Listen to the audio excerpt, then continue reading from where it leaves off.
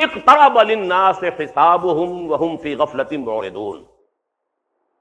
لوگوں کے لیے ان کے حساب کا وقت قریب آ چکا ہے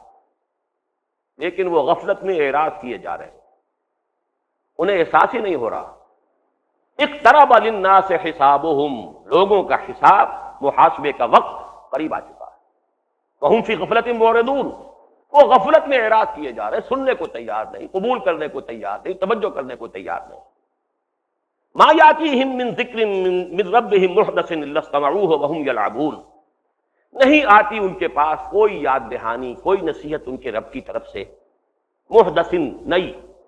یعنی قرآن جب نازل ہو رہا تھا تو رفتہ رفتہ تھوڑا تھوڑا نازل ہو رہا تھا، جو بھی نئی آیات اتر رہی ہیں ان کو یا محدث کہا گیا ہے۔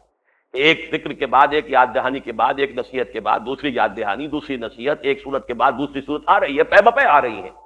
لیکن ان کا یہ حال ہے الا استمعوا وهم یلعبون، سنتے تو ہیں لیکن کھیلتے ہوئے، ہنسی ٹھٹے، سنجیدگی سے غور نہیں کرتے، سوچ بچار نہیں کرتے، استہزاء کرتے ہیں، تمسخر کرتے ہیں۔ لاہیۃ قلوبہم، ان کے دل جو ہے لہو میں، غفلت میں، عیش پرستی کے اندر بالکل گم ہو چکے ہیں۔ وہ اسروا النجویٰ،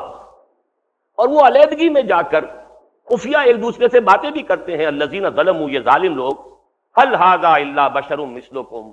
یہ شخص آخر کیا ہے سوائے تمہارے جیسے انسان کے،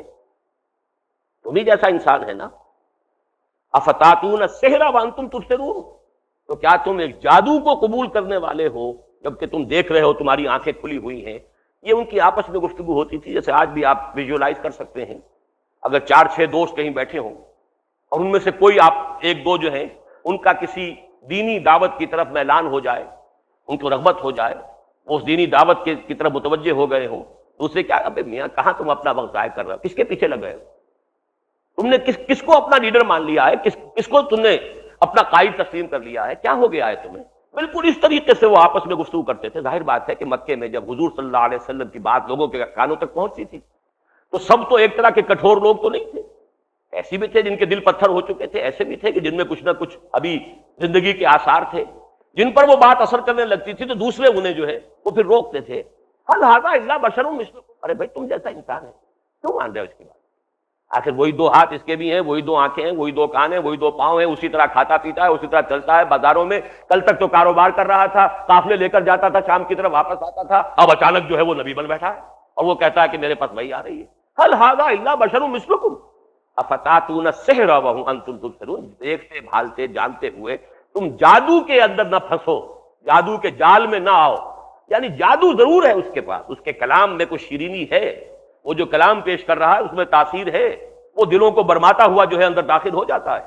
لیکن یہ کہ ہے یہ جادو۔ افتاتون السحر وانتم تبصرون، تو انہوں نے ایک دوسرے کو ملامت کس انداز سے کی، حالانکہ خبر دینے والا خبر دے رہا ہے کہ تمہارے حساب کی گھڑی قریب آن لگی۔ اسی سورہ مبارکہ کی آخری حصے میں پھر یہ 2 آیات آئی ہیں،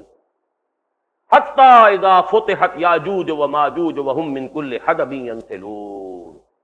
یہ یاجوج و ماجوج کا معاملہ بھی قرب قیامت کی علامات میں سے ایک ہے جو حضور صلی اللہ علیہ وسلم کی احادیث میں تفصیل سے آیا۔ اب دیکھیں یہاں نوٹ کیجئے، قرآن میں یاجوج و ماجوج کا صرف 2 جگہ ذکر ہے، سورہ کہف میں ذکر ہے، سورہ انبیاء میں ذکر ہے۔ بہرحال یہ قرآن کی آیات ہے، قرآن کے الفاظ ہیں، کوئی شخص اس کا انکار نہیں کر سکتا، چاہے وہ کوئی شیخ ہو اور چاہے وہ کوئی سید ہو اور چاہے وہ کوئی مولانا جراج پوری ہو اور چاہے وہ کوئی سر سید احمد خان ہو، آخر قرآن کو تو وہ بھی مانتے ہیں نا۔ یاجوج و ماجوج سے پھر مراد کیا ہے، کہیں قرآن میں تفصیل ہے؟